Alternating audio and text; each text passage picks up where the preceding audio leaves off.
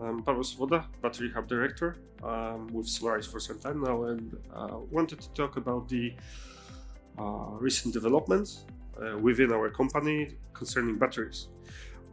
So to tell you why we are doing it, because it's important that the changes and the electromobility shifting. We want to explain why we are doing a new department, why we are doing changes with the product.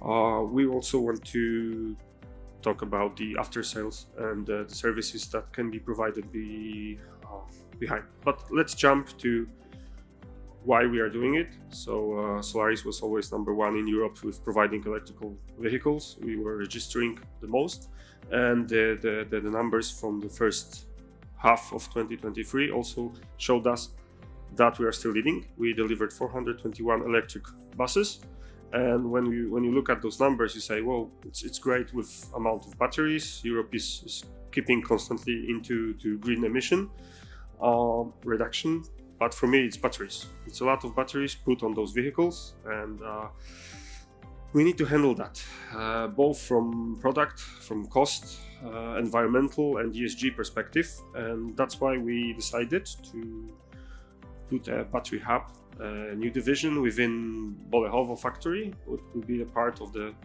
factory structure, to focus on batteries, to have a focused strategy surrounding the product, shorten the decision making, connecting development, operations and after sales together, so we are not making a new battery that is not applicable with service or not backward compatible. The team will be dedicated just to batteries and only focused on battery area. So we want to be closer to the customer.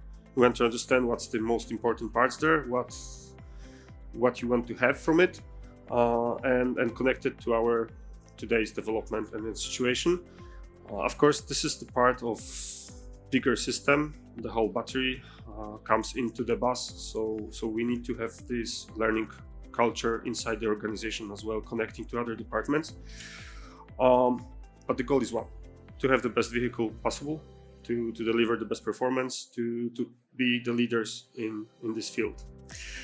So Solaris Battery Hub will be reinforcing the decision making, will be focused on strategic planning, will be shared on 4 departments, subdivisions that are targeting our development in batteries and in the future, from research, from starting to find new chemistries, new types of batteries.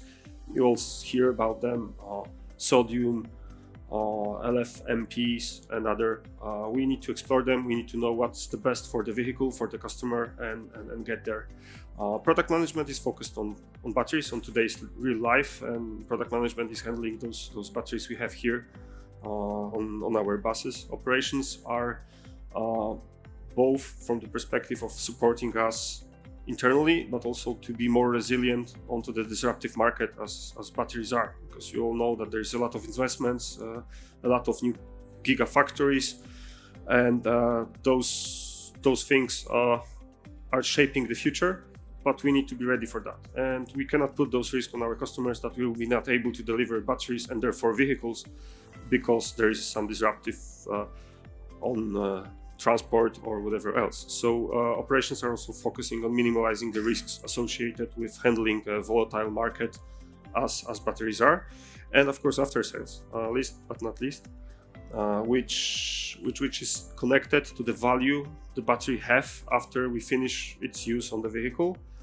We all know that we have vehicles that are driving 6-8 years now. The batteries are running near the end of warranties or even over the warranty period, and there are questions: what to do with them? Should we exchange them? Should we use them until end of the vehicle? What's the best strategy here? How to gain the value? And Battery Hub is trying to work with the customers to find the proper solution to adapt and get the most value from it. So this is the part of our long-term strategy. This is the part of our road which we chosen years ago when we put the first electric vehicle on the market. We decided to have 2 groups of product. The first one is the high power family, and the other one is high energy. So those two groups of products are together to provide the customer the best solution, the best adaptive way to provide the mileage, the amount of passengers, the weight of the vehicle. So high power family is dedicated for ultra fast charge, superior life expectancy, superior life performance, and it found its synergy as well in our hydrogen and trolley bus vehicles. This is due the way we are using those vehicles, and the synergy between the fuel cell, the recuperation, allows us to extend and get new functionalities into the vehicle, with securing the outstanding performance on the warranty side. The high energy group is focused on providing high energy density, one-day charging, and keeping the bus operational for 300 or more kilometers per day. This comes with extra high energy density, found its synergy with urban and intercity, and of course it also allows us to be acceptable with the costs. And here I want to mention that those groups of families are based on chemistries. So high power group is based today on LTO, so lithium titanate oxide, but it's not just there. The high power family, it's not just LTO. It's today LTO because only this electrical chemical system provides us the performance we need. While if there will be new or different systems available, we will of course incorporate them, but they will be always high power batteries there.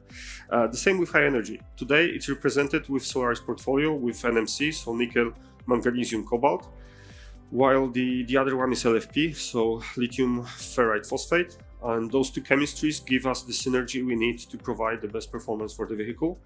If there will be a new system, if there will be something new coming, of course we will incorporate that and use it to extend this family. And using this occasion, I wanted also to introduce to you our next generation of batteries that we will, and we actually have. You sit next to them on the electrical vehicle.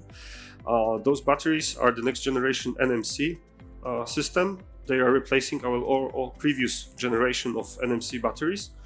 And why we did that? Why we put a new battery? Because it has superior energy density.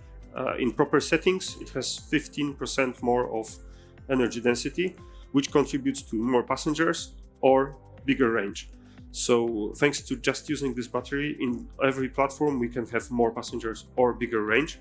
Of course, with this extended energy density comes extended performance. So we are more sure and more stable with warranties and performance of the battery, giving longer periods of warranty than we did previously.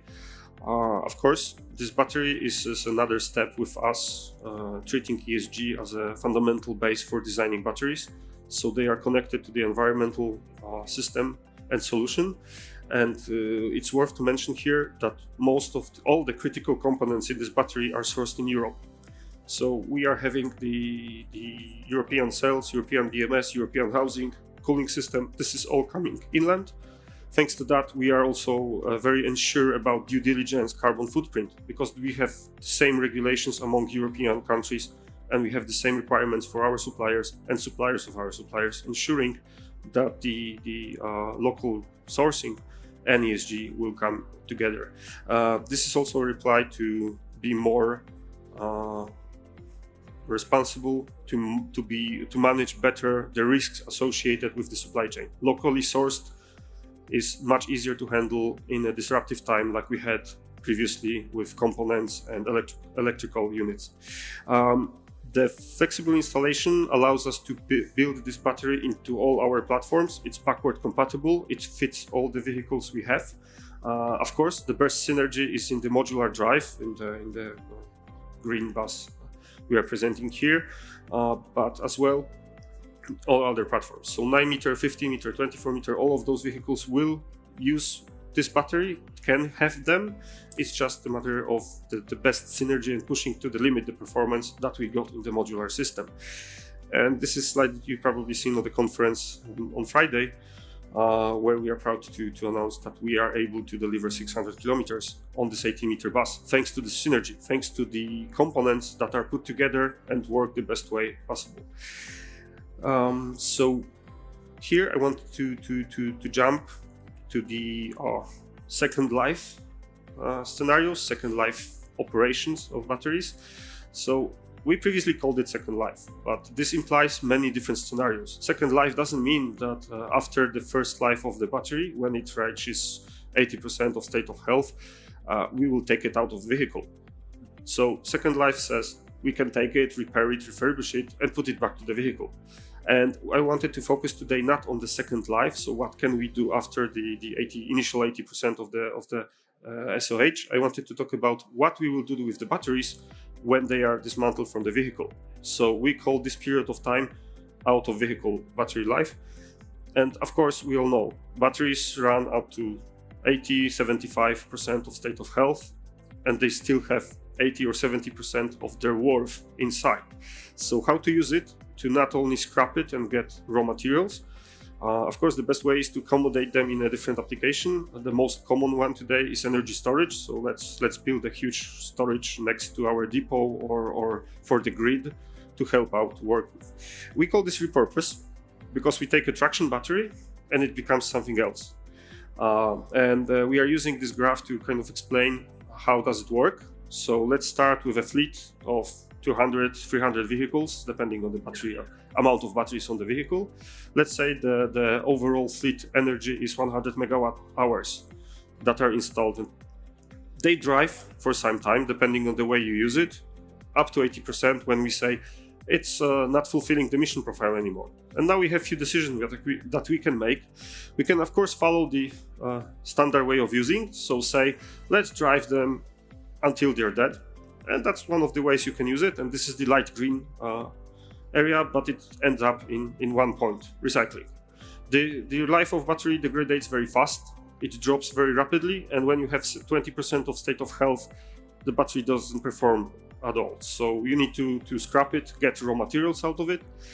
While the other scenarios say that when you have this breaking point, when you have this start of this declination, you can take the batteries and rescale them, saying that this 80% is new 100. The rescaling is not just about the energy. It's not just tuning the energy you had down to 100%. It's also scaling the temperature range, the depth of discharge, the current, power, charge, and discharge.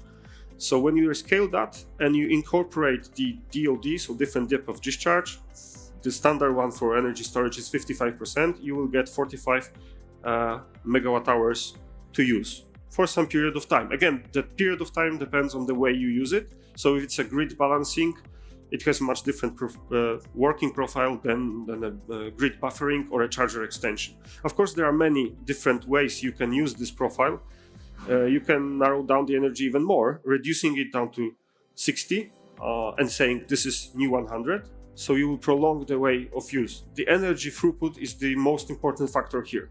Of course, in some point, because batteries are subject to electrochemical corrosion, they will degrade through time. So it's obvious that in some point, regardless of the scenarios we did, we will run out of the energy in the battery, and then we still need to focus on recycling to get raw materials from it to be sustainable. But out-of-life vehicle is a considerable part of this, and we are here to support our customers to find the proper value with it. And we can find this value with two concepts, which I wanted to share with you. The first one is pretty straightforward. You have your fleet, you drove in your fleet, now you have the batteries, you can take them out, put them into a container. We use 20 feet container because it's easy to handle. It should incorporate around 24 battery packs from today's build. And this should give you roughly 1 megawatt hour container. The container is built within the thermal management. It's built within the power electronics, so it's ready to plug to the grid. Of course, the more containers you have, the bigger energy storage you have. The grid may need to have some extensions from their side, but if you have a couple of those, you can buffer the energy you have from your depot, from your green generation, solar panels or wind. You can store it, you can use it on your resources. You can even buy the energy in a lower tax and then use it in the prime time. So the parameters are there. Of course, it's all subjected on the state of cells in the beginning of the process, but this concept is feasible for us today with the new batteries we have and the older generations that we have. The other concept is to extend the charger. It's very similar. We also take the batteries, we diagnose them, we put them into a container, we change a bit the power electronics around it, we build a bigger thermal management, and we can charge it we can plug it directly to the charger. And then you have a charger that can use 100% of its power because it's not connected only to the grid, but also from the buffer battery. I'm not sure how many of you have chargers on depots or use them, but it's very common that you have 600 kilowatt pantograph and the grid only allows you to use 200 because you have 5 of those and the grid connection is just 1 giga. So in this case, the buffer battery allows you to charge with full power, and then when the vehicle drives, the energy storage is replenishing in wait for the next vehicle. It can also be replenished during the night or from your green generation energy. As you can see, the energy in the extension is a bit smaller because it needs to be more responsive into the power profile. That's why it's less than the first one, and it's also connected by the DC-DC link to the charger, so the grid is less dependent because we don't need to have this inverters installed. We can directly push energy from the energy storage to the vehicle to buffer the energy. And basically those two concepts are not only one on the market, but the key one. I was asked to prepare a final message on my presentation, so I would say that Solaris is entered zero mobility, and we are progressing with the strategy that is consistent for years, and we are evolving. We don't do a revolution. We are moving forward, leading the market, and trying to get better solutions each year to get the best solution for our customers. And the Battery Hub is a reply to that, to be more agile, to be more adaptive on the market, and to deliver better products.